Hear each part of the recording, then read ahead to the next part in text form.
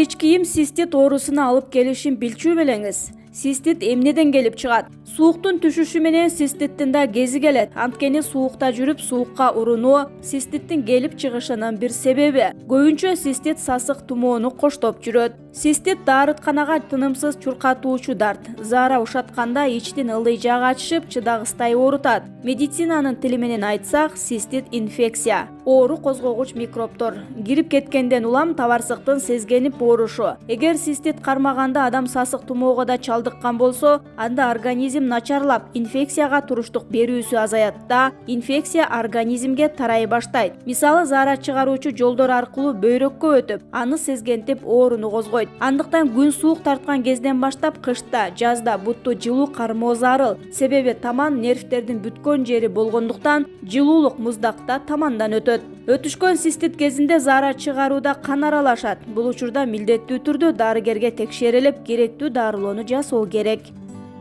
Циститтин түрлөрү: өнөкөт, курч кармаган, баштапкы, кийин кайталанган. Муну табарсыктагы шишик, таш жана урук-чыктагыч безинин аденомасы, заара чыгаруучу каналдын ичкерүүсү, бензин, боек менен иштөө, нур терапиясын алуу шарттайт. Инфекциялык, аллергиялык. Аллергиядан иммунитет төмөндөп, циститке кабылуу коркунучу чоң. Дарттын белгилери: ичтин төмөн жагынын оорушу, бат-баттан заара ушатуу, заара ушатуудагы оорутуу, ачыштыруу, заарага аралаш ириң менен кандын чыгышы, табарсыктын толук бошобошу, дене табынын көтөрүлүшү. Оорунун келип чыгышын шарттоочу факторлор: суукка урунуу, табарсыктын жаракатка кабылуусу, мисалы кулаганда же катетер салганда, жамбашта кандын уюп калышы, кыймылдын аздыгынан, гормоналдык бузулуулар, иммунитеттин төмөндөшү, инфекциялар, жыныстык жактан жугуучу оорулардын оору козгогучтары, грибоктор, аллергендер, гигиенаны сактабоо, кош бойлуулук, иммунитеттин түшүшү, түйүлдүктөн улам табарсыктын кысылышы, табарсыктын жана бөйрөктүн таш оорулары, убагында заара ушатпоо, микробтор көбөйүп кетет, бөйрөктүн табарсыктын таш оорусу. Диагноз: зааранын кандын анализи, УЗИ, табарсыктын бөйрөктүн, жыныстык кындын суюктугунан, мазок анализи, цистоскопия жана башка.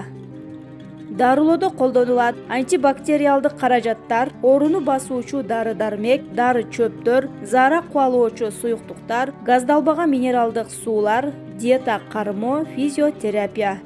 Дарыланбаса эмнеге алып келет? Пиелонефрит, бөйрөктүн абсцесси, сепсис, простатит, урук-чыктагыч бездин аденомасы, тукумсуздук, табарсыктын алынып салынышы.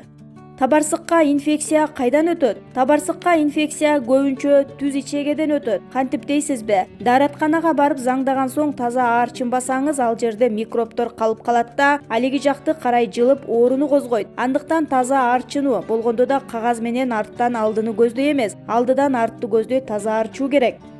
Тар ич кийимдер. Кыздарга азыр стринги, карандаш кийүү мода, бирок анын зыянын көпчүлүк биле бербейт. Анткени анын ичке жиптей матасы жыныс кынын оозуна бекем жабышып тургандыктан, жиптей матадагы микробтор заара чыгаруучу каналга, ал тургай жыныс кынынын ичине да кирип сезгенүүнү жаратат. Ошондой эле мындай туруса артка чапталышып тургандыктан, ал жердеги микробтор да ичке жиптей мата аркылуу сүрүлүп келип, заара чыгаруучу каналга, ал тургай жыныс кынына да кирип кетет.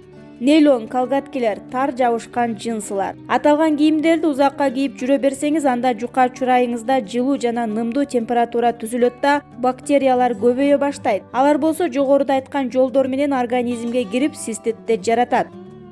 Ооруну дарылоо. Циститти бат эле айыктырууга болот. Оорунун белгилери билине баштаганда кечиктирбестен доктурга, балдар урологко, кыздар гинекологко кайрылуу зарыл. Врач текшерген соң дары-дармек жазып берет. Циститти айыктыруунун бир нече жолдору бар. Атайын жазып берген дары-дармектерден сырткары, үй шартында абалыңызды жеңилдетүүнүн жолдорун карап көрсөңүз болот.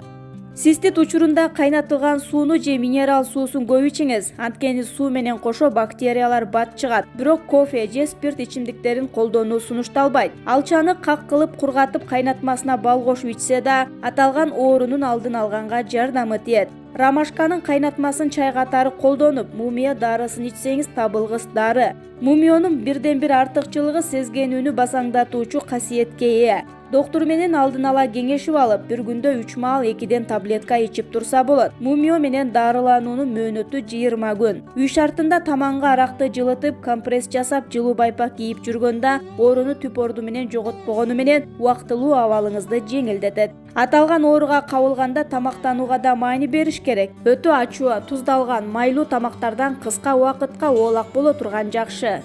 Циститти үй шартында дарылоонун жолдору. Организмге эч зыянсыз жеткиликтүү дарылануунун бир нече жолдорун сунуштайбыз. 1 аш кашык укроптун уругун 1 стакан кайнаган сууга салып демдейсиз. 3 сааттан кийин даяр болгон тундурманы сүзүп алып, күнүнө 2 жолу 100 мл ичесиз. А, В, С жана У витамини менен фосфор, кальций, темир элементтерине бай укроп кайнатмасы денеңиздеги суюктукту чыгарат, ооруну басат, организмдеги бактерияны өлтүрөт. 1 аш кашык майда тууралган петрушка жалбырагына 1 аш кашыктан календула менен чистотел чөбүн аралаштырасыз. Дары чөптөрдү 1 стаканга салып 10 мүнөттөй тундуруңуз. Белгиленген убакыттан кийин тундурманы сүзүп алып, 1-3 стакандан күнүнө 3 жолу ичесиз. Дарылоону тамактануудан алдын жүргүзүү керек. 8 чай кашык чай куурай менен 3 чай кашык ромашка гүлүн аралаштырыңыз. Ага 1 литр кайнаган суу куюп тундуруп коесуз. 1 сааттан кийин тундурманы сүзүп алып, жарым стакандан тамактан кийин ичесиз. С витаминине бай бул тундурма денеңиздеги суюктукту чыгарат, арыз заара чыгаруу жолдорун тазалайт. 20 грамм ромашка, 20 грамм кайың тоорчагын, 15 грамм жалбызды аралаштырыңыз. Аны 1 аш кашык кайнаган сууга салып демдейсиз. Болжол менен 2 сааттан кийин тундурманы сүзүп алып, жарым стакандан күнүнө 4 жолу ичесиз. Бул тундурма айрыкча кош бойлуу кезде пайда болгон циститке сонун дары болот. 10 грамм шальфей жалбырагын 1 стакан кайнаган сууга салып отко коесуз. Жай отто жарым сааттай кайнатуу керек. Белгиленген убакыттан кийин отту өчүрөсүз. Тундурма муздаган кезде сүзүп алып, 50 граммдан күнүнө 3 жолу ичиңиз. Дарылануу мөөнөтү 2 жума.